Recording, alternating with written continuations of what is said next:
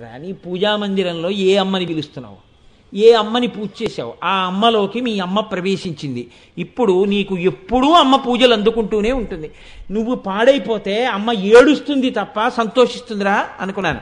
ఆ తర్వాత నాకు ఎప్పుడు ఇంకా అలాంటి కోరిక కలగలేదు. మా అమ్మ బహుశా నన్ను అలా నియంత్రించి ఉంటుంది. లేకపోతే నేను ఈ పాటికి మీకు ఉపన్యాసాలు చెప్పడానికి ఉండేవాడిని కాదు, ఏ రోడ్డు బగబడిపోయి ఉండేవాడు. ఆ అలవాటు ఉండిపోయి చూసారా. కాబట్టి నేను ఎందుకు విజ్ఞాపన చేశాను అంటే, నా ఇదేదో నేను సాధించిన గొప్ప విషయంగా చెప్పానని మీరు అనుకుంటున్నారేమో. వేదం ఎంత సత్యం మాట్లాడిందో చెప్పడానికి చెప్తున్నాను. ఒక రాత్రి వేళ నీకు అమ్మని చూడాలి తాపత్రయం కలిగింది. ఇంట్లోకి వచ్చేటప్పటికి వీడియోలో చూసావు, అమ్మ లేదు, బెంగొచ్చేసింది. ఇప్పుడు ఒక ఆవుని చూడడానికి కూడా నీకు టైం లేదు. ఎలా మరి అమ్మ అంటే, పరాశక్తి అంది వేదంలో, నువ్వు ఎక్కడున్నా అమ్మ నీ పక్కనే ఉంది, నువ్వు నమ్మగలిగితే. ఎలా? భూమిగా నీ దగ్గరే ఉందండి. భూమి అమ్మ. అందుకే భూమాత. కిందకి దిగేటప్పుడు మా అమ్మ పక్కన పడుకుని ఉందనుకోండి, మంచం పక్కనే. గభాలను దిగేటప్పుడు అమ్మని చూశారనుకోండి, అయ్యో అమ్మ అని గబుక్కుని పొరపాటున కాలు పెట్టిన, అయ్యో అమ్మ అమ్మ అమ్మ క్షమించమ్మా, చూడలేదమ్మా అంటాం కదా. భూమాత అమ్మ. నీకు లేకపోవడం అంటే అమ్మ అక్కడే ఉంది. కాబట్టి అమ్మ తప్పక కాలు పెడుతున్నానమ్మా, క్షమించని చెప్పి దిగు. ఇక నువ్వు ఎక్కడ తిరిగితే అమ్మ నీ పక్కన లేదురా. ఇప్పుడు నువ్వు ఉపన్యాసం చెప్తుంటే అమ్మ పక్కనే ఉంది, నువ్వు అన్నం తింటుంటే అమ్మ నీ పక్కనే ఉంది. అసలు అమ్మ లేకపోవడం ఏంట్రా? ఓరి పిచ్చాడా, నువ్వు ఒక్కటి అర్థం చేసుకో. అమ్మ అంటే ఇంత గొప్పదని నీకు చెప్పిన నేను నిన్ను అమ్మలేని వాణ్ణి అలా చేస్తాను అనుకుంటున్నావు. అందుకే ఒక్క అమ్మని ఇచ్చినప్పుడు నీకు 3 అమ్మల్ని ఇచ్చాను. మామూలుగా నిన్ను కన్న తల్లి, గోమాత, భూమాత, 3 అమ్మలే. ఈ 3 పట్ల నువ్వు చేసే అపకారాల్ని, ద్రోహాల్ని కూడా అంత స్థాయిలోనే లెక్క వేసి పాపం కూడా కడతాను, గుర్తుపెట్టుకో. నీకు నేను ఇంత ఉపకారం ఎలా చేశానో, నువ్వు అపకారం చేస్తే అమ్మతనం లేదని మాత్రం అనుకోకు. ఆవుని తన్నావో అంతే అపకారం. ఆవు ఏడిచేటట్టు ప్రవర్తించావో అంతే అపకారం. నిష్కారణంగా గోవుని కొట్టావో నీకు అంతే పాపం. అమ్మని కొట్టిన పాపం వేస్తా. ఆవు కరిటి పండెడితే అమ్మ సంతోషించిన సంతోషం ఆవుకి ఇచ్చిన వాడివై యజ్ఞం చేసిన ఫలితం వేస్తా. భూమిని నిష్కారణంగా ఖేద పెట్టావో అంతే పాపం వేస్తా. భూమి పట్ల మర్యాదగా ప్రవర్తించావో అంతే ఫలితం వేస్తా. మీకు అందుకే చూడండి, భూమి విష్ణువు దగ్గరికి వెళ్ళి ఓ మాట అంటుంటుంది, నాకు భూమి నేను ఈ భారం భరించలేకపోతున్నానంటుంది. ఈ భారం భరించలేకపోతున్నాను ఎలా అంటుందండి ఆవిడ? అలా అనడానికి ఏం లేదు, కొత్త బరువు ఏం రాదుగా. భూమి మీద సృష్టి చేసినప్పుడు బ్రహ్మగారికి తెలియదేంటి ఇంత బరువు ఉంచాలని. ఆవిడ భరించలేనిదేది అంటే పాపాన్ని భరించలేదు ఆవిడ. పాపం చేసేవాళ్ళు ఎక్కువైపోతున్నారు అనుకోండి, భూమి మీద అమర్యాదగా తిరిగే వాళ్ళు ఎక్కువైపోతున్నారు అనుకోండి, అది ఆవిడ భరించలేక ఇక నేను తట్టుకోలేకపోతున్నానంటుంది ఆవిడ.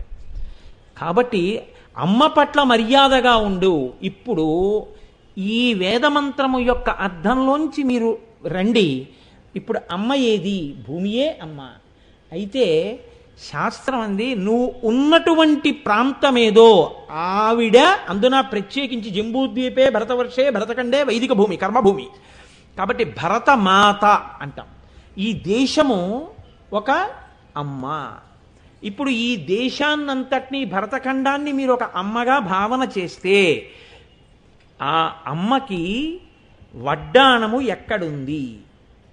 వడ్డాణము నాభికి తగులుతూ ఉంటుంది. ఈ నాభి గొప్పతనమేమి? నువ్వు కడుపులో ఉన్నప్పుడు అమ్మ నాభి బంధాన్ని పెట్టుకుంది. నీ యొక్క బొడ్డు అమ్మ యొక్క ప్రేగుకి ముడిపడుతుంది. అమ్మ తిన్న అన్నసారం ఆ గొట్టంలోంచి నీలోకి ఎడుతుంది. నువ్వు బయటికి వచ్చేసావు అమ్మ కడుపులోంచి, ఈ బొడ్డు కోసేస్తారు. ఇప్పుడు నాభి బంధం తెగిపోయింది. ఏ బంధం బలపడింది? హృదయ బంధం బలపడిపోయింది. నా కొడుకు, ఆవిడ ప్రేమ, మా అమ్మ నీ ప్రేమ. అందుకే నీ కోసం ఆవిడ చచ్చిపోతానంటుంది. ఆవిడ శరీరం వదిలేస్తే నువ్వు తట్టుకోలేనంటావు. ఇప్పుడు నాభీబంధం తెగింది, హృదయ బంధం ఉంది. హృదయ బంధానికి ఏది కారణం? నాభీబంధం కారణం. ఈ నాభీబంధం ఆవిడ తల్లి అనడానికి గుర్తు. కాబట్టి ఆవిడ నిన్ను కన్న తల్లి అనడానికి గుర్తు ఈ నాభీబంధమే. ఈ నాభి భరతమాతకు ఎక్కడ ఉన్నది? భరతమాత యొక్క నాభీ ప్రదేశమే కంచి. అయోధ్య, మధురామాయా, కాశీ, కాంచి, అవంతిక అని పురి, ద్వారవతి చైవ సప్తైతే మోక్షదాయక. ఈ 7 అమ్మ శరీరం మీద చక్రాలు. ఇందులో వెన్నుపాము యొక్క చివరకొచ్చేది మూలాధారం. ఆ మూలాధార చక్రం ఉన్నటువంటి ప్రాంతం, నాభీబంధం ఉన్నటువంటి ప్రాంతం, అమ్మవారు పెట్టుకున్నటువంటి వడ్డాణం ఉన్నటువంటి ప్రాంతం కంచి క్షేత్రం. అందుకే అమ్మ అన్న మాట, వడ్డాణం అన్న మాట ఎంత గొప్పవో, దీనికి ముందు నామాలన్నీ మాతృత్వానికి సంబంధించిన నామాలు వచ్చి ఈ వడ్డాణం వస్తుంది. అందుకని ఇది చూడ్డం కానీ రాకపోతే నువ్వు లలితా సహస్రం ఎన్ని మార్లు చదివినా ఆ భక్తితో ఈ నామాల్ని దర్శనం చేయలేకపోతే వాటికి వివరణ ఎంత చేసినా అనవసరం అన్నారు అంతే మూకశంకర్. ఎంత వివరణ చేస్తావు వాడికి అమ్మన్న భావన లేనప్పుడు? అమ్మన్న భావన వాడికి ఉన్నప్పుడు నువ్వు వివరణ ఎందుకు? ఇంక అసలు అమ్మ అంటేనే పవిత్రం, ఇంకా అమ్మ గురించి ఎంత చెప్తే అమ్మని గౌరవించిన వాడికి అమ్మకి గౌరవం వస్తుంది. కాబట్టి అమ్మకి సంబంధించిన సూచనలు ఏమున్నాయో వాటికి వ్యాఖ్యానం అక్కర్లేదు, అవి చెప్పు వదిలేస్తే చాలు. దాన్ని మూకశంకరులు ఎంత అందంగా చెప్పారో చూడండి. ఆయన అంటారు, కంచన కాంచీ తిలకం కరధృత కోదండ బాణ శృణి కఠిన స్తన భర నమ్రం కైవల్యానంద కందమ వలంబే అని కైవల్యానంద కందమవలంబే అంటారు. అంటే కందమవలంబే అంటే మూలకందమైనటువంటి దానా అని. అందులో కంచన కాంచీ తిలకం, తిలకం అంటే బొట్టు. ఒక స్త్రీ ఒక 60 రూపాయలు ముతక చీర కట్టుకుంది, ఒక 20 రూపాయలు ముతక రవిక వేసుకుంది, మెళ్ళో ఒక పసుపు తాడు ఉంది, ఒక నల్లపూసల గొలుసు ఒకటి ఉంది. ఆమెకి ఇంక ఏ ఆభరణాలు ఒంటి మీద లేవు. కాళ్ళకి ఓ 2 మట్టెలు పెట్టుకుని ఉంది, సిగలో ఓ గడ్డి పువ్వు పెట్టుకుంది. ఇప్పుడు ఆమెని చూస్తే చాలా పేదరాలు. ఆమె ముఖానికి కాస్త పసుపు రాసుకుని ఓ బొట్టు పెట్టుకుని ఆమె అలా వస్తోంది. ఇంకొక ఆమె కోట్లకి పడగలెత్తినటువంటి ఐశ్వర్యవంతురాలు, ఒంటి మీదంతా నగలు పెట్టుకుని ఉంది, కానీ ఆవిడికి బొట్టు ఒక్కటే లేదు. ఇప్పుడు మీరు ఇవాళ శ్రీ పంచమి, వసంత పంచమి, ఒక్క తాంబూలం ఇచ్చుకుందామంటే ఇద్దరిలో ఎవరిని పిలుస్తారు లోపలికి? బొట్టున్నావిడ్నే పిలుస్తారు. ఎందుకు పిలుస్తారు? తాంబూలం పుచ్చుకునే అధికారం ఆవిడకి ఒక్కరికే ఉంది. ఎందుకుంది? ఆవిడికి బొట్టు ఉంది. బొట్టు ఉండడమే సత్కారమును పొందడానికి, అమ్మవారిగా ఆదరణ పొందడానికి హేతువైంది. ఆవిడ కంచన కాంచీ తిలకం. నీకు ఏది తెలిసినా తెలియకపోయినా పర్వాలేదు, ఆవిడ నీ తల్లి అన్న విషయాన్ని నువ్వు చెప్పినా గుర్తుపట్టలేకపోతే నిన్ను బాగు చేసేవాడు లేడు. ఈ తిలకం ఒక్కటి ఉంటే మిగిలినవన్నీ లేకపోయినా ఆవిడ ఎలా ఆదరింపబడిందో, అమ్మని లలితా సహస్రంలో ఏ నామాలతో చెప్పారో అవి విన్నప్పుడు నువ్వు నమస్కరించగలిగితే నీ జీవితం అదృష్టం. వసంత పంచమి నాడు ఇటువంటి నామాలు రావడం అంటే మనం కోరుకుంటే వస్తాయండి? నేను ఆపగలనా, నేను తేగలనా నామాలు? ఆ నామాలు వచ్చాయంటే అమ్మవారి అనుగ్రహం ఎంత ఉందో మీరు ఆలోచించండి. ఎంత అనుగ్రహిస్తే తల్లి ఆ నామాలు వసంత పంచమి నాడు వచ్చేటట్టు చేసిందో, అందులో సోమవారం నాటి అసలు సంధ్య వేళలో. కనుక కంచన కాంచీ తిలకం కరధృత కోదండ బాణ శృణి పాశం. ఆయన అంటున్నారు, అమ్మ అంటే ఏమిటో తెలుసా నీకు? అమ్మ, నువ్వు పాలు తాగి మూతికి ఉండిపోయినటువంటి పాలకి చీమలు పడితే నిన్ను కరిస్తే ఆవిడ ఏడుస్తుంది. అందుకే పిల్లల్ని ఎప్పుడూ రక్షించుకునే ఉంటుంది. పిల్లడు తాన్ని రక్షించుకోడు, పిల్లాన్ని ఎప్పుడు అమ్మ రక్షిస్తుంది, వాడికి రక్షించుకునే స్థితి వచ్చేంత వరకు. అమ్మ, కంచిలో ఉన్న అమ్మ ఇలా పట్టుకుని ఎందుకుందో తెలుసా? ధనుర్బాణం పాశం శృణిమపి దధానం కరతలై. చేతుల్లో ఎందుకు పట్టుకుందంటే నిన్ను ఆశాపాశములు కామక్రోధములు వశం చేసుకోకుండా ఉండడానికి అమ్మవారు ఆయుధాలు చేతిలో పట్టుకుని నిన్ను రక్షించుకుంటోంది. అమ్మ పిల్లాన్ని గబుక్కుని ఏ కుక్కో కరిచేయకుండా బాగా ఎత్తుగా ఉయ్యాల్లో పడుకోబెట్టినట్టు, దోమలు కుట్టకుండా గొడుగు పెట్టినట్టు, వాడికి చలియకుండా ఒంటి మీద మెత్తటి బొంత కప్పినట్టు, చిన్ని ముక్కుకి అడ్డు రాకుండా కంఠం కింద నుంచి బొంత వేసి చెవుల్లోకి ఏవీ వెళ్లకుండా ఇలా చెవులు మించి బొంత కప్పి మెత్తగా ఓ పక్కకి ఓరగిలా పడుకోబెట్టి చెవు ఇలా మడత పడిపోయిందేమో అని జాగ్రత్తగా ఇలా చూసుకుని ఆ చెవుని ఆ మెత్తటి పరుపు ఆ తలగడ మీద పడుకోబెట్టి వాడు ఒకవేళ మూత్ర విసర్జన చేసేస్తాడేమోనని ఆ నీటిని పీల్చగలిగినటువంటి పొడిబట్ట ఒకటి వాడి యొక్క మొల దగ్గర వేసి పడుకోబెట్టి అప్పుడు పని మీద వెళ్ళి అరగంటకోసారి వచ్చి పిల్లాడి వంక చూసుకున్నటువంటి తల్లిలా ఆ కంచన కాంచీ తిలకం చేతిలో చెరుకు విల్లు, 5 బాణాలు, ఒక చేతిలో అంకుశం, ఒక చేతిలో ఇవి అంకుశం పాశం పట్టుకుని నిన్ను రక్షిస్తూ నిన్ను ఏ దుష్టశక్తులు ఏ బలహీనతలు కబళిస్తాయో అవి కబళించకుండా ఆవిడివి పట్టుకునింది. అందుకేగా 4 ఆయుధాల యొక్క రక్షణ శక్తి ఎలా ఉంటుందో మీరు విన్నారా? ఇప్పుడు కంచన కాంచీ తిలకం నీకు అమ్మగా ఎలా నిలబడుతోందో చూడు. ఆవిడ ఎంత పెద్ద మాట వేసేశారండి మూకశంకరులు. నిజంగా ఇది అమ్మతనాన్ని అనుభవించడం అంటే. కఠిన స్తనభర నమ్రం, స్తనములు బరువైన స్తనములున్న అమ్మ వంగి ఉంది అన్నారు. పసిబిడ్డ తాను లేచి నిలబడి పాలు తాగడం అమ్మ దగ్గర. అమ్మ బిడ్డన్నే ఒళ్ళో పెట్టుకుని తానే వంగి స్తన్యమును వాడి నోట్లో పెడుతుంది. అమ్మ వంగి స్తన్యమును నోట్లో పెట్టింది కాబట్టి నువ్వు బతికావు, లేకపోతే నీ బతుకే లేదు. నీకెలా తెలుసు పాలు తాగడం? నీకు రాదు. కాబట్టి ఉత్తర క్షణంలో నువ్వు పీనువే. నువ్వు బతికావంటే ఆవిడ వంగింది కాబట్టి బతికావు. కంచన కాంచీ తిలకం, వంగింది స్తనములు కనపడేటట్టు. ఇప్పుడు నీకు అమ్మతనం కనపట్టల్లా స్తనాల్లో అని అడిగారు మూకశంకర్లు. ఈ పైన చెప్పిన నామాలన్నింటినీ ఎంత మర్యాదగా అనుసంధానం చేశారో చూడండి.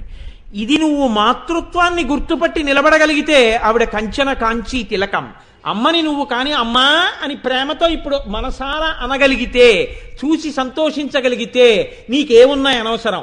ఒక్క బొట్టున్న ఆడదానికి ఎంత గౌరవమో ఏవీ లేకపోయినా, అన్నీ ఉన్నా బొట్టు లేని వారికి ఎలా గౌరవం లేదో అలా ఎన్నున్నా నీకు అమ్మని గౌరవించడం చేత కాకపోతే, కంచన కాంచీ తిలకానికి నమస్కారం చేయడం నీకు చేత కాకపోతే నువ్వు బొట్టు లేనివాడి. నీకు నమస్కరించడం వస్తే నీకు ఏమీ అక్కర్లేదు, అదొక్కటి చాలు నిన్ను రక్షించడానికి. ఆయుధాలు పట్టుకుని నీకు పాలిచ్చి కాపాడుకోవడానికి ఆవిడ వంగుతోంది. ఇదిరా అమ్మ గొప్పతనం అంటే అన్నారు. లలితా సహస్రాన్ని అనుభవించిన మూకశంకరులు అమ్మవారిని చూసి అన్న మాటలవి. కాబట్టి చూడండి, మహాత్ములైనటువంటి వారి నోటి వెంట అమ్మతనం గురించి ఎటువంటి మాటలు వచ్చాయో. కాబట్టి ఇప్పుడు ఆ తల్లి పెట్టుకున్నటువంటి వడ్డాణం ఏదుందో అది నాభికి తగులుతోంది. ఆ నాభి కంచి క్షేత్రంగా ఉంది. ఆ కంచిలో ఉన్న కామాక్షియే లలితా పరాభట్టారిక, లలితా త్రిపుర సుందరి. ఆ లలితా త్రిపుర సుందరి నాభి మీద చుట్టూ ఉన్నటువంటి వడ్డాణమే ఆమె మాతృత్వమునకు చిహ్నము. అందుకే మీరు చూడండి, ఆ వడ్డాణం ఉంది కాబట్టే ఆవిడ అందరికీ తల్లి. ఏ బిడ్డడు ఏ తల్లి కడుపులోంచి వచ్చినా నాభీబంధం లేకుండా పుట్టినవాడు లోకంలో లేడు. ఇవాళ అమ్ముందా లేదా వేరే విషయం, కానీ వాడు ఈ లోకంలో ఉన్నాడు. వాడికి ఒకనాడు నాభీబంధం ఉంది. ఏ అమ్మ కడుపులోనో పడుకున్నాడు. వీడి బొడ్డుకి అమ్మ యొక్క ప్రేగుతో ముడిపడింది. ఆవిడ తిన్నన్నం బొడ్డులోంచి వెళ్ళింది కాబట్టి వీడు బతికాడు. వీడు బతికాడు ఆనాడు అమ్మ నాభీబంధమే కారణం. ఆ నాభీబంధం ఇప్పుడు లేదు కదా, హృదయబంధం ఉంది. ఇప్పటికే ఆవిడ వడ్డాణంతో ఉంది అంటే ఆ నాభీబంధమే నువ్వు బతికావు. ఇప్పుడు నన్ను పోషిస్తున్నది ఆవిడ హృదయబంధమే. సూర్యచంద్రుల్ని స్థానాలుగా పెట్టుకుని నిన్ను పోషిస్తోంది. కాబట్టి ఆవిడ అమ్మ గుర్తుపట్టడానికి ఈ వడ్డాణము గుర్తు. కాబట్టి ఇప్పుడు రత్న కింకిణికారం యదశన రచన దామభూషిత అయిపోయిందా అక్కడతో?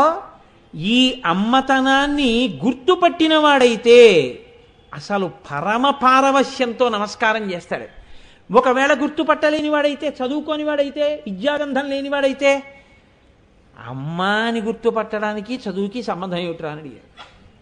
ఎంత గమ్మత్తుగా మాట్లాడారో చూడండి. అమ్మ అని పిలవడానికి ఎంఏ పాస్ అయి ఉండాలా, డాక్టరేట్ ఉండాలా? అమ్మ అని ఒక పాలేరు అమ్మని పిలుస్తాడు. ఏమీ తెలియనివాడు అమ్మ అని పిలుస్తాడు. అమ్మ అని విద్వాంసుడు అమ్మని పిలుస్తాడు.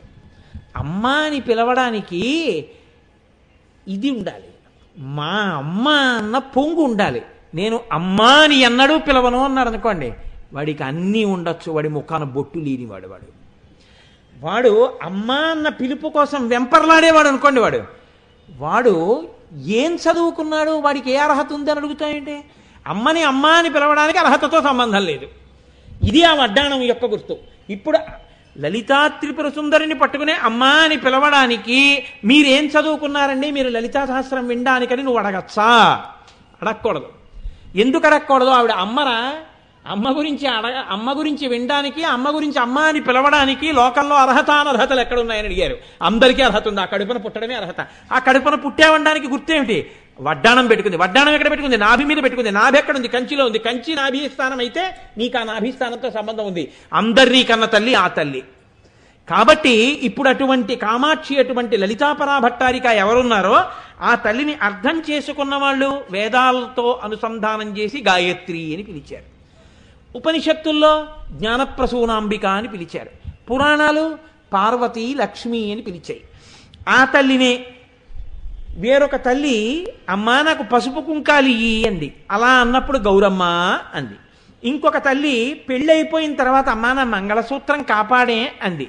అన్నప్పుడు సర్వమంగళ అని పిలిచింది.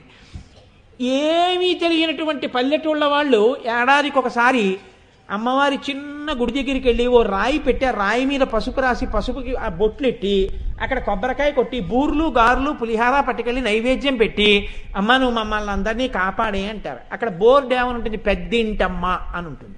అంటే మాకో ఇల్లుంది, మా ఇంట్లో బిడ్డలు ఉన్నారు, ఆ ఇంటికి పెద్ద నేను, నా ఇంట్లో వాళ్ళందరూ సుఖంగా ఉండాలని కోరుకుంటున్నాను. అందుకనమ్మా నాదో కుటుంబం అయితే నా కుటుంబానికి నాకు భార్య 2 పిల్లలు ఉంటే ఇలా నువ్వు నాకు తల్లివి, ఇలా ఈ ఊళ్ళో ఉన్న వాళ్ళందరికీ నువ్వు తల్లివి, నేను చిన్న ఇంటికి తండ్రిని, నువ్వు పెద్దింటికి తల్లివి, అందుకని నువ్వు పెద్దింటమ్మా. అమ్మా నేను నా బిడ్డల్ని ఎలా కాపాడుకోవాలనుకుంటున్నానో అలా కాపాడుకోగలిగిన శక్తి నాకు లేదు, కానీ పెద్దింటమ్మవి, నేను నీ బిడ్డలం కదా, అందుకని నేను మీకు బిడ్డలమని ఏమిటి గుర్తు, అమ్మ నువ్వు మా అమ్మవని నీకు పులిహార బూర్లు పట్టుకొచ్చాను, ఈ పులిహార బూర్లు తిను, అమ్మకి పెట్టుకుంటున్నాను. నువ్వేం చేస్తావో తెలుసా, పెద్దింటమ్మవి కదా, నీ ఇంట్లోంచి ఏ ఒక్క వ్యక్తి జారిపోకుండా కాపాడే అమ్మ, మళ్ళీ ఏడాది వచ్చి మళ్ళీ నైవేద్యాలు పెట్టుకుంటాను. వాడికి ఏం తెలుసు, ఏం తెలియదు. తెలియకపోయినా వాడు తలస్నానం చేసి ఇంత పులిహార వండుకుని, ఏదో ఇంత పచ్చన్నం వండుకుని, 4 బూర్లు వండుకుని, లేకపోతే 2 పళ్ళు అట్టుకుని, వాడికి ఎలా తోస్తే అలా వెళ్ళి ఆ గుడి దగ్గరికి వెళ్ళి తలస్నానం చేసి ఉతికిన పంచె కట్టుకుని అక్కడ నిలబడి అమ్మోరికి నైవేద్యాలు పెట్టుకున్నానంటాడు. మనకి చూడండి, నైవేద్యాలు ఇట్టారంటారు. ఆవిడ ఎందుకు పెట్టామంటే పెద్దింటమ్మ. ఇంకొకరు అంటారు మా ఊళ్ళో పేరంటాలమ్మ ఉందంటారు. పేరంటాలమ్మ అంటే ఏమిటి, ఒక ఇంట్లో పేరంటానికి పిలిచారనుకోండి ఎలా పిలుస్తారు, బొట్టు పెట్టి పిలుస్తారు. అమ్మ మా ఇంట్లో పేరంటం అవుతోంది రండి అంటారు. పేరంటానికి వెళ్ళారనుకోండి ఏం చేస్తారు, మళ్ళీ బొట్టే పెడతారు. పేరంటానికి పిలవబడడానికి, పేరంటానికి వెళ్ళి గౌరవింపబడడానికి హేతువు బొట్టు ఉండడమే. ఈ బొట్టు ఉంచుకునే అదృష్టం అందరూ ఉంచుకోవాలని అనుకుంటారు, ఎవరు ఆ బొట్టు రాలిపోవాలని కోరుకోరు. కోరుకోకపోయినా కొంతమందికి బొట్టు ఎందుకు రాలిపోతోంది, అమ్మవారి అనుగ్రహం పూర్ణంగా ప్రసరించలేదని గుర్తు. అమ్మ అలా ప్రసరణ లేకుండా ఉండకుండా ఎప్పుడూ నన్ను పసుపు కుంకాలతో ఉంచు. పేరంటాలకి వెళ్ళే తల్లిని, పేరంటంలో కుంకం పెట్టుకుని వచ్చే తల్లిని చెయ్యి. నువ్వు ప్రతి చోట ముందు ఎలా గడప రూపంలో ఉండి బొట్టు పెట్టించుకుంటావో, లక్ష్మీకమ్మిగా ఉండి తోరణం కట్టించుకుంటావో, అలా నాకు జీవితంలో కోరిక బొట్టు పెట్టి పిలిపించుకోవాలని, బొట్టు పెట్టించుకుని రావాలని. ఈ కోరికకి మాత్రం నన్ను దూరం చేయకే అమ్మా అని అడుగుతారు. కాబట్టి పేరంటాలమ్మ. ఇంకొకటి అంటాడు తలుపులమ్మ. తలుపులమ్మ అంటే వేసేసి ఉంటే మీకు లోపలదేం బయటికి రాదు, బయటికి లోపలికి వెళ్ళదు, అంతే కదండి. తలుపులు వేసి ఉన్నాయి, మీరు డజన్ అరటిపళ్ళు పట్టుకుని మా ఇంటికి వచ్చారు. ఈ డజన్ అరటిపళ్ళు మా ఇంట్లోకి ఎలా వస్తాయి, నేను తలుపులు తీసి మాట్లాడితే మీరు నాకు అరటిపళ్ళు ఇస్తే లోపల పెడతాను. మీరు మా ఇంటికి వచ్చినప్పుడు కోటేశ్వరరావు ఇంటికి వెళ్తే కోటేశ్వరరావు గారి దగ్గర ఈ పుస్తకం తెచ్చుకుందాం అనుకుని వచ్చారు. ఈ లోపల ఉన్న పుస్తకం బయటికి ఎలా వస్తుంది, తలుపులు తీస్తే. తలుపులు తమంత తాము తీసుకోలేదనుకోండి, మీరు బదలగొట్ట ఇచ్చా, బదలగొట్టకూడదు, తలుపు తీయమని కాలింగ్ బెల్ కొట్టాలి. 6 మాటలు కొట్టారు, తీయలేదు. మర్యాద ఏమిటి, ఏ కారణం చేతనో తలుపు తీయట్లేదంటే బహుశः లేచి వచ్చి తలుపు తీయకూడని స్థితిలో ఉన్నారన్నమాట. ఆయన ఏ పూజలోనో ధ్యానంలోనో ఉన్నారేమో. కాబట్టి మనం ఇంకెక్కువ విసిగించకూడదు, మనం వెళ్ళిపోదాం, ఇంకొకసారి వద్దాం, వెళ్ళిపోయారు. తలుపులు తెరుచుకోలేదు, మీ కోరిక తీరలేదు. అమ్మ కోరికలు తీరడం అంటే తలుపులు తెరుచుకోవడం. అందుకే ఓ కోరిక తీరిన వాహనం కొనుక్కున్నారు, తలుపులమ్మ లోవకి వెళ్ళారు. ఓ ఏదో పుణ్యం కలిసి వచ్చింది, తలుపులమ్మ లోవకి వెళ్ళారు.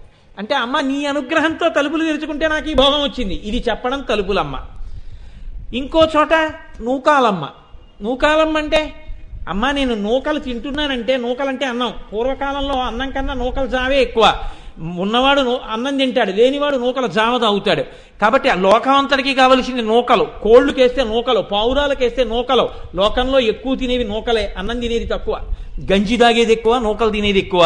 కాబట్టి అమ్మ 4 నూకలు నాకు భూమి మీద మిగలాలంటే, ఆయుర్దాయం ఉండాలంటే, నేను తినాలంటే, బతికుండాలంటే, ఆ కలియుగంలో ప్రాణం అన్నగతం కాబట్టి అన్నం దొరకాలి, అన్నం తినాలి, ఆ అన్నం జీర్ణం అవ్వాలి, నేను ఆయుర్దాయంతో ఉండాలి. ఈ ఏడాది వచ్చిన వాడిని వచ్చే ఏడాది కూడా వచ్చి నీ దర్శనం చేసుకోవాలి. కాబట్టి కాండ్రకోటలో నూకాలమ్మ. కాబట్టి ఇప్పుడు మీరు ఏ పేర్లతో పిలవండి. పెద్దాపురం వెళితే మరిడమ్మ. అమ్మ దగ్గరికి వెళ్ళి ప్రతి పూట అప్లికేషన్ పెట్టుకుని తహసీల్దార్ గారి దగ్గర వీడు పొద్దున్న అన్నం ఇప్పటివరకు తినలేదు అనో సర్టిఫికేట్ తెచ్చుకోవాలేంటి? అదే మన ప్రభుత్వాలు అయితే చిత్రంగా ఉంటాయి. బతికున్నవాడే వచ్చినా నువ్వు బతికున్నావని సర్టిఫికేట్ పట్టరా అంటారు పెన్షన్కి. అయ్యో నేను బతికే ఉన్నాను కదండి అంటే, నువ్వు బతికున్నావంటే మేము నమ్మం, నువ్వు బతికున్నావని ఒక గెజిట్ ఆఫీసర్ చెప్పాలి. అంటే వీడు వెళ్ళి కదలలేకపోయినా నేను బతికున్నానని ఓ సర్టిఫికేట్ ఇవ్వండి అంటే, వీడు బతికే ఉన్నాడు కాళ్ళు వెనక్కి తిరిగిపోలేదని ఆయన సర్టిఫికేట్ ఇస్తాడు. అది పట్టుకొచ్చి ఇస్తే పెన్షన్ ఇస్తారు. చాలా చిత్రంగా ఉంటుందండి. రూల్ ఈజ్ రూల్, దాన్ని బ్రేక్ చేయరు. కామన్ సెన్స్ ముఖ్యమా రూల్ ముఖ్యమా అంటే రూలే ముఖ్యం. ఫ్రేమ్ చేసేవాడు అంత తలకాయ, ఇంప్లిమెంట్ చేసేవాడు అంతే తలకాయ. కాబట్టి చూడండి అంత గొప్పగా ఉంటుంది. నాకు అలాంటివి చెప్పినప్పుడు ఒక విషయం జ్ఞాపకానికి వస్తుంది. యుద్ధాలు జరుగుతున్నప్పుడు డాక్టర్లును ఈ తోటీస్ అని ఉంటారు. వీళ్ళ పరిస్థితి ఎలా ఉంటుందంటే యుద్ధ భూమిలో పడిపోతారు సైనికులు. పూర్వం అంటే రాత్రి యుద్ధం ఆపేవారు, ఇప్పుడు రాత్రి పగలు యుద్ధం జరుగుతుంటుంది. ఒకవేళ కొస ప్రాణంతో ఎవడైనా ఉంటే పిఓఐ అంటారు, పిఓడబ్ల్యూ ప్రిజనర్ ఆఫ్ వార్ అని అవతల వాళ్ళకి దొరికితే చీల్చి చెండాడేస్తారు నిజాలు చెప్పమని. అందుకని దొరకకుండా ఉండాలి అంటే వాళ్ళని అవతల దేశానికి ఖైదీలుగా దొరకకుండా కొన ప్రాణంలో ఉన్నా సరే ఎక్కించేస్తారు అంబులెన్స్. చచ్చిపోయాడు అనుకోండి, గబగబగబగబా డాక్టర్లు వ్యాన్ దిగొచ్చి యుద్ధ భూమిలో స్టెప్ పెట్టి చూసేస్తారు.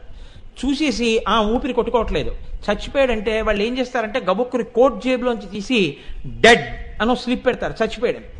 ఇప్పుడు మర్యాదగా తీసుకెళ్ళడానికి యుద్ధ భూమిలో అవకాశాలు ఏమి ఉండవు.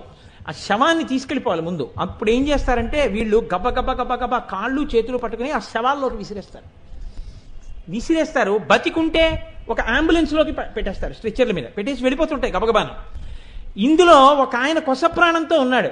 డాక్టర్ గారు కంగారుగా ఏం చేశారంటే డెడ్ అని స్లిప్ పెట్టి వెళ్ళిపోతే తోటి వచ్చి ఆ స్లిప్ చూసి రెండు కాళ్ళు చేతులు పట్టుకుని ఇందులోకి విసిరేస్తున్నారు శవాల్లోకి. ఆయన అన్నాడు ఐఎమ్ అలైవ్, నేను బతికున్నాను అని అరుస్తున్నాడు. ఈ తోటీలు అన్నారు shut up, it is certified you are dead. వాళ్ళ నోర్ మోయ్, నువ్వు చచ్చిపోయావని స్లిప్ పెట్టారన్నారు. అది ఎంత అందంగా ఉంటుందో మన రూల్స్ కూడా అంత అందంగా ఉంటాయి. పెన్షన్కి వెడితే వాడు బతికున్నవాడే వచ్చాడు కదరా సర్టిఫికెట్ ఎందుకురా అన్నారు. బతికున్న వారికి సర్టిఫికెట్ అక్కర్లేదు. నువ్వు ఇన్నాళ్ళు పెన్షన్ తీసుకోకపోతే అనుమానం కాబట్టి సర్టిఫికెట్ కూడా అవసరం అనరు. ప్రతి 6 నెలలకి నువ్వు బతికున్నావని సర్టిఫికెట్ పట్టరా అంటే ఎంత దారుణంగా ఉంటుందో అలా తేవడం వీడిచ్చే భృతి కోసం. సరే నేను ఎందుకు ఆ జోలికి వెళ్ళాలి కనుక ఇప్పుడు నేను ఇంతకీ ఈ విషయం మీకు దేని కొరకు మనవి చేయవలసి వచ్చింది అంటే, అసలు బతికుండాలి, వచ్చే ఏడాది కూడా అమ్మ నీ దర్శనానికి నేను రావాలి కాబట్టి ఏడాదికోసారి వెళ్ళి కాండ్రకోటలో నూకాలమ్మ దర్శనం చేయి. మళ్ళీ వచ్చే ఏడాది కూడా అన్నం తిని మళ్ళీ అమ్మవారి దర్శనానికి వెళ్తావు. ఏడాదికోసారి వెళితే మళ్ళీ ఏడాదికోసారి ఆవిడ నిన్ను దర్శనం ఇస్తూ ఉంటుంది, నీకు నూకలు ఇస్తూ ఉంటుంది. కాబట్టి ఇస్తూ ఉంటుంది కాబట్టి ఆవిడెవరు? నూకాలమ్మ. కాదు, ఒక్కసారి అడిగితే చాలు అమ్మని. ఇంకా మళ్ళీ అమ్మ అన్నం పెట్టమ్మా అన్నారు అనుకోండి, అన్నం ఓటీ పెట్టి అన్నం కదా అడిగావు తిను అందం. అన్నం పెట్టమ్మా అంటే పప్పు కూర పచ్చడి పులుసు అన్నీ వేస్తుంది ఆవిడ. ఒక్కసారి అడిగితే చాలు. మళ్ళీ పెట్టే అమ్మ ఎవరో మరి ఇచ్చే అమ్మ మరిడి మహాలక్ష్మి మరిడమ్మ. కాబట్టి పెద్దాపురం వెళితే మరిడమ్మ. మీరు ఇలా ఎక్కడికి వెళ్ళండి ఆ తల్లి మీకు రూపు దాల్చి కనపడుతుంటుంది. ఆవిడే తిరుపతి వెళితే పద్మావతి తిరుచానూరు వెళ్ళారనుకోండి, అక్కడికి వెళితే అమ్మవారు ఎలా కనపడుతుంది మీకు? అలమేల్మంగ అంటారు. అలమేల్మంగ కాదు, అలర్మేల్మంగ అంటే పద్మము యొక్క గద్దె మీద కూర్చున్న తల్లి. పద్మము యొక్క గద్దె మీద కూర్చుంది కాబట్టి ఆవిడ పద్మావతి అంటారు. అయితే అలర్మేల్మంగ అంటారు. అది అనలేక అలమేలుమంగ అంటున్నారు. కాబట్టి అలా ఎక్కడికి వెళ్ళండి అలివేలుమంగమ్మ. ఏమీ అనలేని వాడు ఉన్నాడు అనుకోండి అమ్మవారు అంటాడు. ఇంకా అనలేడు అనుకోండి అమ్మోరు అంటాడు, మా అమ్మ అంటాడు. అయిపోయింది. అసలు అమ్మ నిన్ను అమ్మా అని పిలవడానికి ఏం చదువుకుని ఉండాలమ్మా? చదువుకున్న వాళ్ళే పూజలు చేస్తున్నారా? చదువుకోకపోయినా అమ్మని పూజించని వాడు లోకంలో ఉన్నాడా? ఏదో రకంగా అమ్మని పూజ చేసి బతుకుతున్నవాడే, అమ్మ పేరెత్తి బతుకుతున్నవాడే. అమ్మా నువ్వు లోకానికి అంతటివి తల్లివని చెప్పడానికి గుర్తేదో తెలుసా? నువ్వు పెట్టుకున్న ఈ వడ్డాణమే. ఈ వడ్డాణము చేత నువ్వు ఈ లోకములకన్నింటికి తల్లివి అన్న విషయం ప్రస్ఫుటంగా ద్యోతకం అవుతోందమ్మా అంటారు మహానుభావుడు. అందుకే చూడండి, ఆ తల్లి మీరు ఎక్కడికి వెళ్ళండి ఒక్కొక్క పేరుతో మీకు కనపడుతూ ఉంటుంది. శాస్త్రంలో ఆవిడ అలా కనపడి ఒక్క అమ్మ అనేకమైనటువంటి పనులు చేస్తుంది. మీరు చూడండి, అమ్మే సృష్టి చేసింది, మీకు కడుపులో పెరగడానికి అవకాశం ఇచ్చింది. ఆ అమ్మే బయటికి వచ్చాక పాలిచ్చింది. ఆ అమ్మే అన్నం పెట్టింది. ఆ అమ్మే మీకు విద్యాబుద్ధులు నేర్పించింది. ఆ అమ్మే తండ్రిని చూపించింది. ఆ అమ్మే రాత్రుళ్ళు ఆడుకుంటానంటే 4 దెబ్బలు కొట్టి పడుకోబెట్టింది. ఒరే ఇంకా నువ్వు నిద్రపోకపోతే నీకు వేడి చేస్తుందిరా అంది. కొట్టి నిద్రపుచ్చినప్పుడు అమ్మే, లయకారకుడైన పరమశివుడు. అన్నం పెట్టినప్పుడు స్థితికారుడైన విష్ణువు అమ్మే. నిన్ను కన్నప్పుడు సృష్టికర్త అయినటువంటి బ్రహ్మ అమ్మే. కాబట్టి సృష్టికర్త, స్థితికర్త, ప్రళయకర్త ఎవరిలో ఉన్నారు? అమ్మలోనే ఉన్నారు. కాబట్టి ముగ్గురు మూర్తుల యొక్క దర్శనం ఎందులో అవుతోంది? అమ్మలోనే అవుతోంది. కాబట్టి ఆ అమ్మ అనేక పేర్లతో అనేక ప్రదేశాల్లో ఉండి ఎన్నో కళ్ళతో నిన్ను అలా చూసుకుంటూనే ఉంటుంది. అందుకే భరతఖండంలో అమ్మవారికి వివిధ పేర్లతో దేవాలయాలు, పెద్ద పెద్ద క్షేత్రాలన్నీ. మీరు చూడండి, ఆవిడ విజయవాడ వెడితే కనకదుర్గ, దుర్గా అన్న మాట తలుచుకున్నా, దుర్గా దర్శనం చేసినా ప్రమాదాలు రావు. ప్రమాదాలు గట్టెక్కించడానికి కనకదుర్గ. శ్రీశైలంలో భ్రమరాంబ, శ్రీకాళహస్తిలో జ్ఞానప్రసూనాంబ. ఇంకొంచెం మీరు పెడితే ఒక చోట ఆవిడ బాలాంబ, వేరొక చోట కుంతలాంబ, వేరొక చోట మీనాక్షి, వేరొక చోట అఖిలాండేశ్వరి, వేరొక చోట ధర్మ సంవర్ధిని, వేరొక చోట కమలాంబ, వేరొక చోట అన్నపూర్ణ, వేరొక చోట తుల్జాభవాని, వేరొక చోట శారదాంబ, వేరొక చోట వింధ్యవాసిని, వేరొక చోట వైష్ణవి. ఇన్ని పేర్లతో ఎందుకుంది? ఒక్క అమ్మ నీకు అన్ని పనులు చేస్తున్నట్టే ఆ తల్లే అన్ని పేర్లతో అన్ని చోట్ల నిలబడి నిన్ను చూస్తూనే ఉంటుంది. ఇప్పుడు ఎక్కడికి వెళ్ళి నువ్వు ఆ అమ్మని పిలిచినా, మీరు చూడండి, లోకంలో స్వామివారి దేవాలయానికి ఓ పేరుతో పిలుస్తారు. శివాలయంలోకి వెళ్ళారా అండి అంటారు. చిదంబరంలో నటరాజస్వామిని చూశారా? చిదంబరంలో శివాలయం చూశారా అండి అంటారు. లేకపోతే తిరుపతి వెడితే వెంకటేశ్వర స్వామిని చూశారా అంటారు. ఇది శివాలయం అంటారు, ఇది విష్ణు ఆలయం అంటారు, ఇది సుబ్రహ్మణ్యుడి ఆలయం అంటారు, ఇది గణపతి ఆలయం అంటారు. కానీ అమ్మవారి పేరు తెలియక్కర్లేదు. ఎక్కడికి వెళ్ళినా ఆవిడ కనపడితే మాత్రం అమ్మవారు అంటారు. అమ్మవారి విషయంలో పేరు తెలుసుకోవాలన్న కుతూహలం అక్కర్లేదు. ఆ పేరు ఉంటుంది ఏదో. కానీ సాధారణంగా మనం ఏమనేస్తామంటే ఆ దేవాలయంలో ఉన్న స్వామివారి పేరు ఒకటే తెలుసుకుంటాం. మిగిలింది ఏమంటామంటే అమ్మవారి గుడికి వెళ్ళొచ్చారా అంటారు. శారదా నవరాత్రులు వచ్చాయనుకోండి, కాకినాడలో అమ్మవారి గుడికి వెళ్ళొచ్చారంటే ఒకటే, బాలా త్రిపుర సుందరి అమ్మవారి గుడి అని. ఎందుకని? పట్టణానికి అధిదేవత ఆవిడ నౌకాలమ్మ. కాబట్టి అమ్మవారి గుడికి వెళ్ళారా అంటారు. గుళ్ళోకి వెళ్ళి అమ్మవారి గుడికి వెళ్ళారా అంటే ఆ గుళ్ళో ఏ దేవత ఉన్నా సరే ఆవిడ అమ్మవారే. కాబట్టి అమ్మ అన్న పేరు అసలు పేరు, మిగిలినవి ఆవిడ ప్రకటించేటటువంటి విభూతి రూపంగా ఉంటుంది. ఉండి ఎక్కడెక్కడ ఉన్నా అమ్మగా ఉంటుంది. ఈ అమ్మతనంతో ఇన్ని రూపాలతో ఉండడం, ఇన్ని పేర్లతో ఇన్ని రూపాలతో మిమ్మల్ని రక్షించుకోవడమే.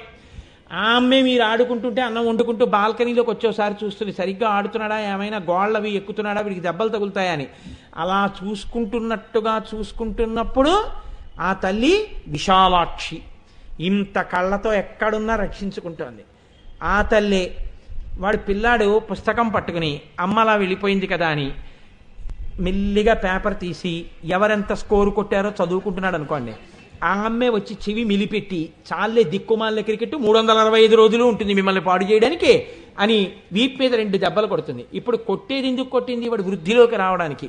ఇప్పుడు ఆవిడ అఖిలాండేశ్వరి, పరిపాలకురాలు. ఆమె నాన్నగారి పక్కన కూర్చుని ఏమండి మన ఇద్దరం సినిమాకి వెడదామని ఎంతో సంతోషంగా మాట్లాడుతూ ఉంది. ఇప్పుడు ప్రసన్నురాలైన నా అమ్మ దగ్గరికి వెళ్ళి అమ్మ నేను కూడా సినిమాకి వస్తానమ్మా అని అడగడం తేలిక, నాన్నగారిని అడగడం భయం. ఆయన ఏ స్లిప్ టెస్ట్లో మార్కులు బాగా రాలేదో చెప్తాడు అప్పుడు. అందుకని నా అమ్మని అడగడం తేలిక. అందుకని ఇప్పుడు నాన్నగారి పక్కన ప్రసన్నురాలిగా కూర్చున్న అమ్మ శివకామ సుందరి. నీకు ఒక్కొక్క పేరుతో ఒక్కొక్క అనుగ్రహం ఇస్తోంది. ఆ అనుగ్రహం ఇచ్చే పేరు నీకు తెలియకపోవచ్చు, పేరు తెలియకపోయినా ఆవిడ అమ్మే. కాబట్టి ఇన్ని పేర్లతో ఉన్నది అమ్మతనంతో ఉంది. ఆవిడ అమ్మతనంతో ఉంది అన్న ప్రధాన నిర్ధారణ ఈ అమ్మ అన్న మాట మాత్రం రేపు పేరులో పోదు. ఈ అమ్మ అన్న ప్రధానమైన పేరు వడ్డాణంతో ఉంది, నాభిబంధంతో. ఇది కంచిలో ఉంది. అందుకే నా వడ్డాణం ఆవిడ యొక్క అమ్మతనాన్ని తెలియచేసేటటువంటి పరమ ప్రఖ్యాతమైనటువంటి నామం.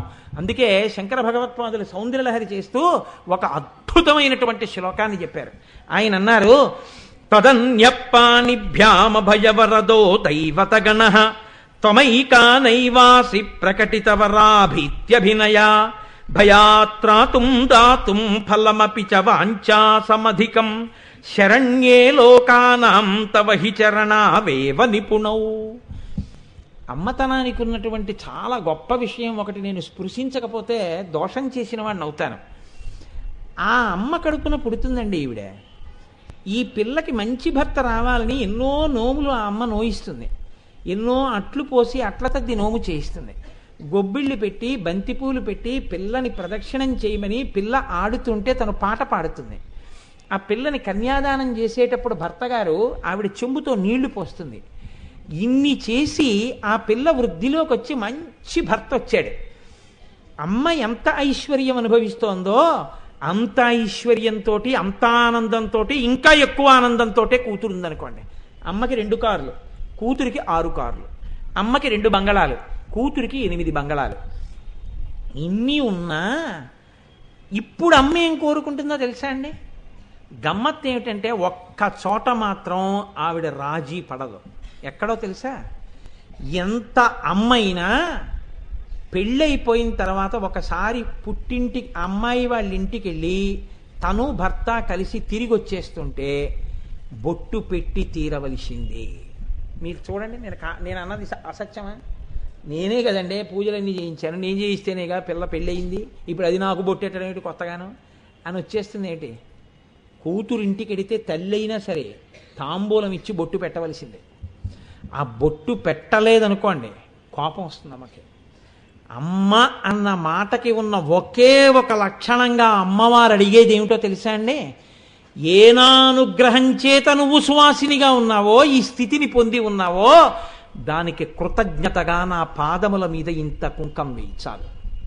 ఇంత కుంకం కానీ వేశారనుకోండి ఆ తల్లి పొంగి పరవశించిపోతుంది. అందుకే ఇంతవరకు వచ్చి దాపరికం ఎందుకు మీకు చెప్పేస్తున్నాను.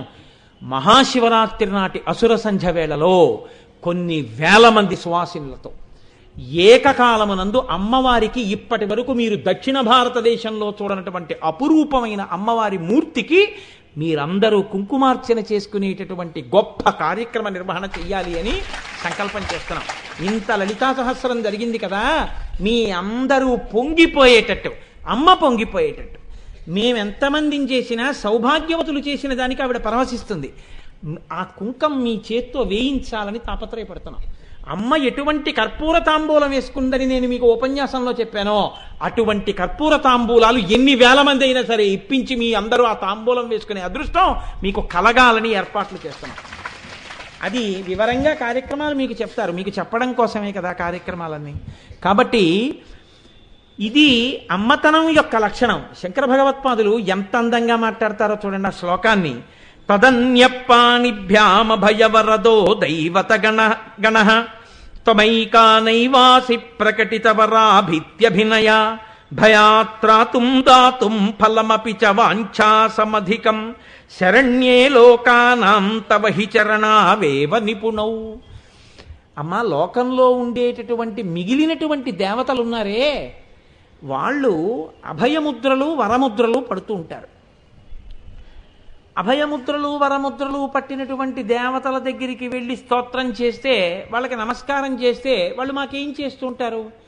అభయముద్ర పట్టారు కాబట్టి భయం తీసేస్తారు, వరదముద్ర పట్టారు కాబట్టి మాకు వరం ఇస్తూ ఉంటారు.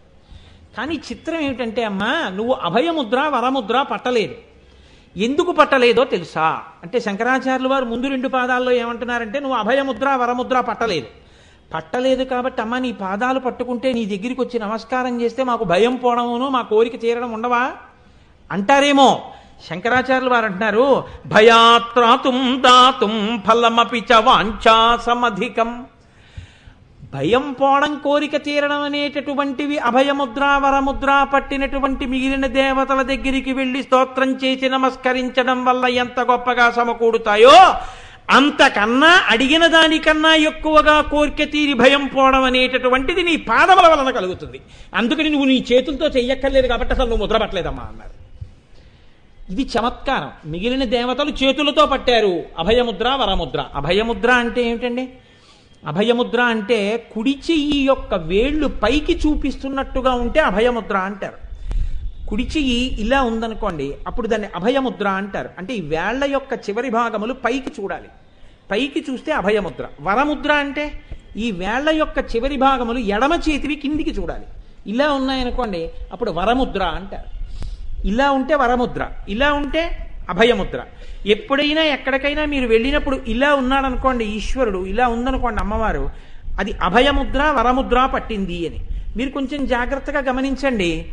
ఇలా అభయముద్ర వరముద్ర పట్టినటువంటి స్వరూపంతో మీకు నిజానికి మిగిలిన దేవతలు ఉన్నారని శంకరాచార్యులు వారు అంటున్నారు. కానీ అలా ఉన్న దేవతలు ప్రధాన దేవతలు తక్కువ.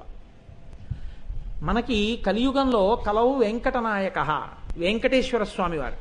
వెంకటేశ్వర స్వామి వారు మీకు అభయముద్ర వరముద్రతో ఉన్నారా? లేరు.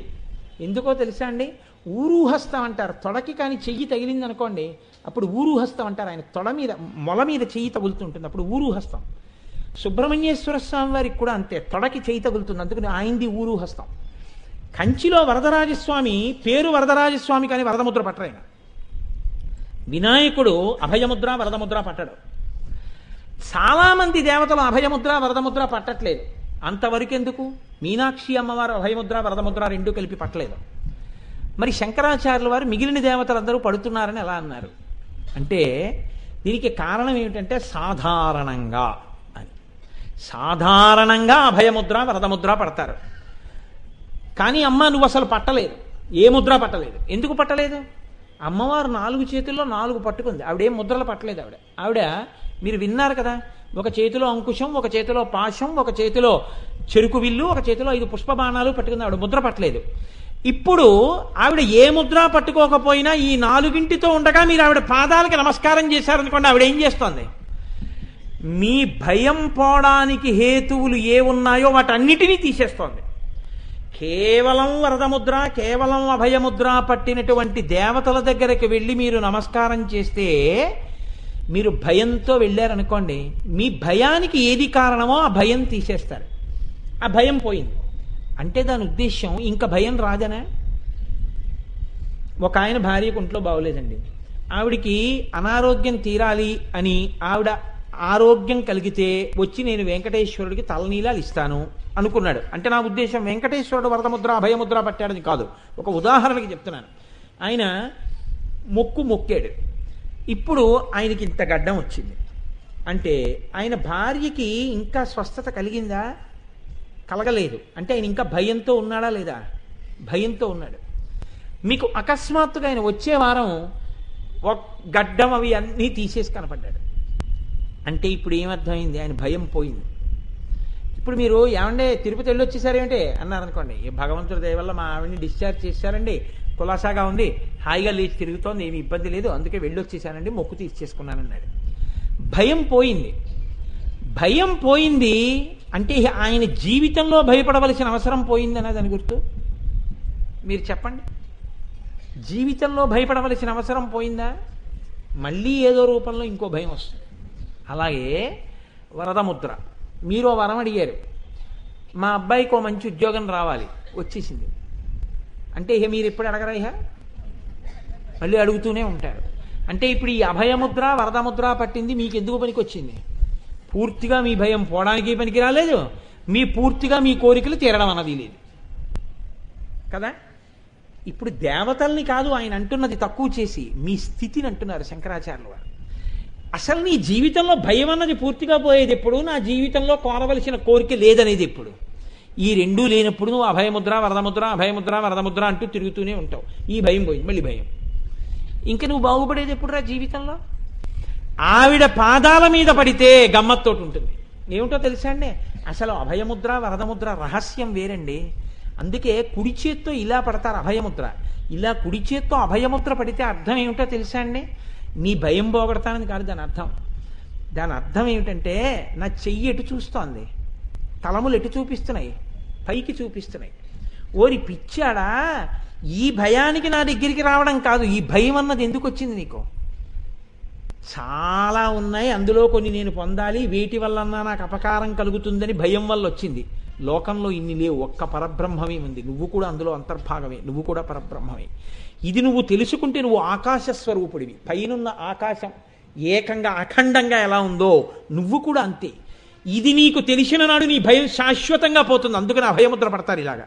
అంటే ఈ పైన ఉన్న ఆకాశం ఎటువంటిదో నువ్వు అటువంటి వాడివి, ఇది తెలియక భయపడుతున్నావు. వరదముద్ర ఇలా పడతారు. కోరిక కోరడం చాలా నీచం, అందుకే ఎడంచేత్తో తీరుస్తాను, కిందకి చూపిస్తారు. కిందకి దిగిపోతున్నావు, ఎడంచేత్తో ఇస్తాను, కానీ అలా పుచ్చుకుంటూనే ఎన్నాళ్ళు తిరుగుతావు? తృప్తి అన్నది లేదా జీవితంలో? అందుకే వరదముద్ర ఎడంచేత్తో ఉంటుంది. ఇప్పుడు శంకరాచార్యులు వారు అన్నారు, అమ్మా నువ్వు అభయముద్ర వరదముద్ర పట్టకుండా నీ పాదాలు చాలమ్మా అన్నారు, భయం తీర్చడానికి. అమ్మవారు ఎందుకు పట్టలేదంటారు అభయముద్ర వరదముద్ర అంటే? దాని అర్థం ఏంటంటే, నీకు ప్రత్యేకంగా ఇలా ఉపదేశం చేసి నువ్వు ఆకాశ సమానుడివికా అని అనను, నీకు వరాలిస్తానని అనను. నువ్వు ఒక్కసారి నా పాదాల మీద పడ్డావా, ఇక నువ్వు వరం అడగవలసిన పని లేకుండా నీ కోరికలన్నీ తీరుస్తాను. ఈ దిక్కుమాల కోరికలు ఏమిటి, నాకేం లేదు కనుక అన్నీ ఉన్నాయి కనుక అన్న తృప్తికి ఎత్తేస్తాను.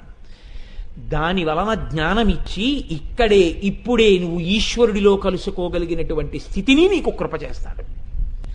కాబట్టి రెండిటిని ఇస్తాను అని అమ్మ, ఒరే నువ్వు నన్ను నమ్మితే అమ్మా అని అనగలిగితే నీకు పాలిస్తానంటుందా? అనదు.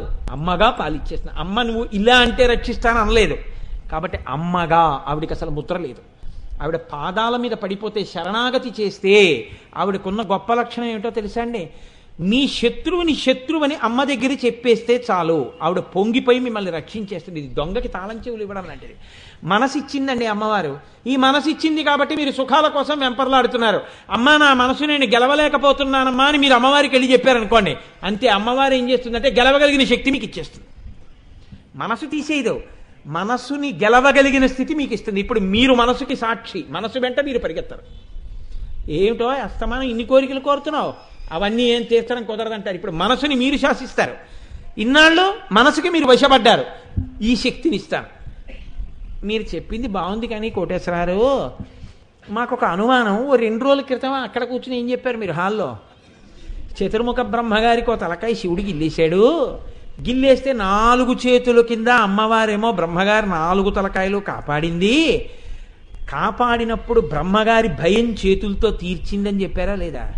మరి అమ్మవారు అభయముద్ర పట్టలేదని చెప్తారే? బ్రహ్మగారి తలకాయలు 4 చేతులతో కాపాడినప్పుడు అభయముద్ర పట్టవా? మరి అమ్మవారికి అభయముద్ర లేదని మళ్ళీ ఈ శ్లోకంలో ఎలా చెప్తారు? అదే శంకరాచార్యుల వారి శ్లోకంలో. మరి రెండింటికి తేడా వచ్చేలేదు. అప్పుడు బ్రహ్మగారి చేతుల మీద చెయ్యి పెట్టి భయాన్నించి రక్షిస్తుంటే, మృణాళీ మృద్వీనాం తవ భుజలతానాం చతసృణాం చతుర్భిః సౌందర్యం సరసిజ భవస్తౌతివదనైః చతుర్నాం శీర్షాణం సమమభయ హస్తార్పణదియా. చేతులతో అభయం ఇచ్చిందని ఆ శ్లోకంలో ఉందిగా. మరి అప్పుడు అది అభయముద్రేగా, చేతులతోనేగా కాసింది. కాపాడినప్పుడు ఆ చేతులు అభయముద్ర పట్టాయిగా. మరి పట్టలేదంటారే ఇప్పుడు? పాదాలే గొప్పవంటున్నారే. అభయముద్ర వరదముద్ర పట్టిన దేవతల కన్నా అమ్మవారి పాదాలు గొప్పవంటారే. మరి ఆ శ్లోకానికి ఈ శ్లోకం వ్యతిరేకం అవ్వలేదా అదే శంకరాచార్యుల వారిది? అంటే మీరు జాగ్రత్తగా పరిశీలిస్తే ఇందులో ఒక రహస్యం ఉంది. అమ్మవారు ఎక్కడున్నా అయ్యవారు ఉంటారు. ఎందుకో తెలుసా అండి? నేను పాలలో నీళ్లు కలిపానండి అన్నాను అనుకోండి, నీళ్లలో పాలు కలవలేదండి అని మీరు అనగలరా మీరు? పాలలో నీళ్లు కలిపితే నీళ్లలో పాలు కలిసాయి కదండి. అమ్మవారు ఎక్కడ ఉంటే అక్కడ శివుడి యొక్క సగం కూడా ఉంటుంది. వాళ్ళు ఎప్పుడూ అర్ధనారీశ్వరులుగానే ఉంటారు. అమ్మవారు ఒక్కతి ఎప్పుడూ ఉండదు. ఆవిడ ఎరుపుతనంలో కలిసిపోయాడు కానీ శివుడు ఉన్నాడని చెప్పాను నేను మీకు కదండి. అలా కలిసిపోయి ఉంటే ఇప్పుడు ఇక్కడ ఉన్నటువంటి అమ్మవారిలో ఎటుపక్క శివుడు ఉంటాడు? ఇటుపక్క శివుడు ఉంటాడు, కుడిపక్కన కదండి. ఈ కుడిపక్క సగభాగం పరమశివుడిది, ఈ సగభాగం అమ్మవారిది. అభయముద్ర పడితే ఏ చేత్తో పట్టాలి? కుడి చేత్తో పట్టాలి. కుడి చేత్తో పడతారు అభయముద్ర. ఇప్పుడు భయాన్ని తీర్చవలసినటువంటి చెయ్యి గిల్లింది. ఏ చేత్తో గిల్లాడైనా? కుడి చేత్తోనే గిల్లాడు. ఎడం చేత్తో గిల్లితే ప్రత్యేకం ఎడం చేత్తో గిల్లాడని చెప్తారు. కుడి చేత్తోనే గిల్లేశాడు. అంటే ఏ చెయ్యి అసలు అభయాన్ని ఇవ్వాలో ఆ చెయ్యి శిక్ష వేసింది, గిల్లింది. ఇప్పుడు ఆ చెయ్యి గిల్లేస్తే ఎడం పక్కనున్నదేది? అమ్మవారి చెయ్యి. ఎడం పక్కనున్న చేత్తో కుడి చేత్తో ఆయన గిల్లేస్తే ఎడం చేత్తో నేను రక్షించేస్తే ఆయనకి కొంచెం అంటే నేను గిల్లేసేవాడిని నువ్వు రక్షించేసేవాడివి అంటుందేమో అని ఇప్పుడు ఆవిడేం చేసింది? ఒక చమత్కారం చేసింది. ఓరి పిచ్చాడా, నీ భయం పోవాలంటే ఏమీ లేదురా, తేలిక మార్గం ఉంటుంది అని ఇలా అంది. అంటే ఇప్పుడు లోకంలో ఏది పట్టుకుంటే భయం పోతుందో చూపించింది. కుడి చేత్తో రక్షించడానికి అవకాశం లేదు, ఎందుకంటే కుడి భాగం శివుడిది, అది గిల్లింది. అందుకని ఇలా అంది. అంటే ఇప్పుడు ఏం చూపించింది? పాదాలు చూపించింది. ఈ పాదాలు పట్టుకున్నావా ఇక నీకు భయం లేదురా. ఇప్పుడు లోకంలో ఏది పట్టుకుంటే ఇంక అసలు భయం అన్న మాటకు అవకాశం లేదో అది చూపించింది. ఇప్పుడు ఆయన వెంటనే మనసుతో ఏమి పట్టేసుకున్నాడు? పాదాలు పట్టేసుకున్నాడు. పట్టేసుకుంటే రక్షణ లభించింది. అంటే ఈ తత్వం ఎప్పుడైతే తెలిసిందో 4 చేతులుగా ఉన్నవి పక్కనున్న శివుడి 2 చేతులు కూడా ఆవిడ ఒక్కతే పట్టుకోలేదు, ఆయన పట్టుకున్నాడు.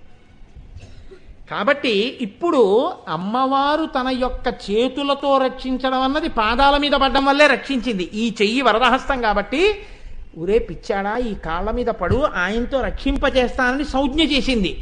కాబట్టి ఇప్పుడు ఆవిడ అభయముద్ర పట్టిందని మీరు ఎలా అనుకుంటున్నారు? అభయముద్ర పడితే కుడి చేత్తో పట్టాలి. కుడివైపు శివుడు ఉన్నాడు, ఆవిడ పట్టే అవకాశమే లేదు.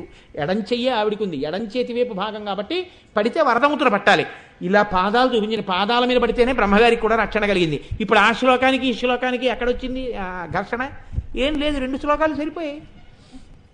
కాబట్టి అమ్మా, నీ పాదముల మీద పడినటువంటి వాడు ఎవరైనా సరే నీవు అమ్మవి కనుక రక్షించేయడమే నీకొచ్చు. రక్షించేయడమే వచ్చిన అమ్మవి కనుక నువ్వు అసలు అభయముద్ర వరదముద్ర పట్టవు. అమ్మ ముద్రలు పట్టదు, రక్షించడమే తెలుసా. పిల్లాడు ఏడిస్తే రక్షించేస్తుంది అంతే. అందుకే అమ్మ అంటే చాలు అమ్మ రక్షించేస్తుంది. అందుకే మూకశంకరులు ఒక చమత్కారమైన శ్లోకం చెప్పారు, పరమాద్భుతమైనటువంటి శ్లోకం. ఆయన అన్నారు, కారణపరచిద్రూప కాంచీపుర సీమ్ని కామ పీఠగత కాచన విహరతి కారుణ కాశ్మీర స్తబక కోమలాంగలత అన్నారు. కుంకుమ పువ్వుల యొక్క గుత్తి ఎలా ఉంటుందో అంత ఎర్రగా, అంత సౌకుమార్యంగా, అంత లావణ్యంగా, అంత కోమలంగా ఉన్నటువంటి ఒక ఎర్రటి తీగ ఒకటి కాంచీ క్షేత్రంలో అల్లుకుందిటే. ఎవరావిడ? కామాక్షి. అమ్మా, ఆ ఎర్ర తీగ ఉందే అది పరమదయ్యగలిగిన తీగమ్మ. ఆ తీగ ఏం చేస్తుంటుందో తెలుసా? కారణ పరచిద్రూప, ఎవరెవరు అమ్మా అని పిలుస్తున్నారో వాళ్ళందరినీ కూడా పరచిద్రూపమైనటువంటి పరమశివుడు ఉన్నాడే అచ్యుత్, ఆ శివుడిలోకి కలిపేస్తుంటుంది. అమ్మా అని పిలిస్తే చాలు, ఇక్కడ అన్నం పెట్టేస్తుంది, ఇక్కడ సుఖాలు ఇచ్చేస్తుంది, తృప్తినిచ్చేస్తుంది, జ్ఞానం ఇచ్చేస్తుంది. ఆవిడే శివుల్లో కలిపేస్తుంది. కానీ ఆ అమ్మ మాకు కనపట్టలేదని బెంగ పెట్టుకున్న వాళ్ళ కోసం కుంకుమ పూల గుత్తి ఎంత ఎర్రగా ఎంత అందంగా ఉంటుందో అంత ఎర్రతనంతో నాజూకైనటువంటి తీగ అల్లుకున్నట్టు కామాక్షి రూపంలో ఆ కాంచీ క్షేత్రంలో నా తల్లి వెలిసి ఉంది అన్నారు మూకశంకరులు. కాబట్టి కాంచీ వడ్డాణం నాభికి తగులుతుంది, అక్కడ ఉన్నది అమ్మ. మూకశంకరులు కూడా అక్కడికే వచ్చారు, ఆ అమ్మతనం దగ్గరికే.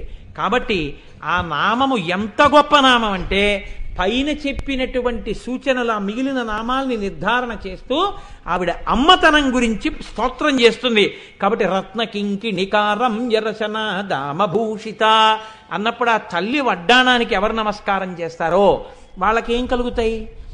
పెళ్లిలో సరిగ్గా తెలియకపోయినా ఇప్పుడు ఈ నామం చెప్పిన వాళ్ళకి సౌభాగ్యం కలుగుతుంది, ఈ నామం చెప్పిన వాళ్ళకి మంచి సంతానం ఉంటుంది, ఈ నామం చెప్పిన వాళ్ళకి శరీరానికి అనారోగ్యం రాకుండా ఉంటుంది, ఈ నామం చెప్పిన వాళ్ళకి సుఖశాంతులు కలుగుతాయి.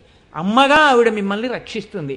అంత పరమోత్కృష్టమైనటువంటి నామాన్ని ఇవాళ వసంత పంచమి ఈ రోజున ఆ తల్లి నా చేత చెప్పించి, ఏమి చేతకాక నేను చెప్పినా అయ్యో ఏదో చెప్తున్నాడు విందామని ఇంత భక్తితో మీరు విన్నారు. మనందరినీ ఆ తల్లి తరింప చేసినందుకు ఆ అమ్మ పాదములకు నమస్కరిస్తూ ఇంత గొప్ప తిథి నాడు ఇవాళ సరస్వతీ రూపాన్ని దర్శనం చెయ్యాలి అని చెప్పింది శాస్త్రం. అందుకే ఇవాళ నేను మూకశంకరుల శ్లోకం కూడా చెప్పా. గోపాలకృష్ణ గారు ప్రత్యేక శ్రద్ధ తీసుకుని అమ్మవారిని ఇవాళ సర్వశుక్లా సరస్వతిగా అలంకారం చేయించారు. ప్రత్యేకం వెంకటరమణ గారు వచ్చారండి, వెంకటరమణ గారు ఇవాళ అక్కడి నుంచి వచ్చి చేశారు అలంకారం. సరస్వతిగా విరాజమానమై ఉంది. వసంత పంచమి నాడు సరస్వతీ దర్శనం కన్నా భాగ్యహేతు ఇంకోట్లేదు. లలితా సహస్రం జరుగుతూ ఉండగా తల్లి అటువంటి అలంకారంతో ఉంది. ఒక్కళ్ళు కూడా ఈ అవకాశాన్ని విడిచిపుచ్చుకోకుండా సరస్వతీ దర్శనం చేసుకుని ఇంటికి వెళ్ళండి.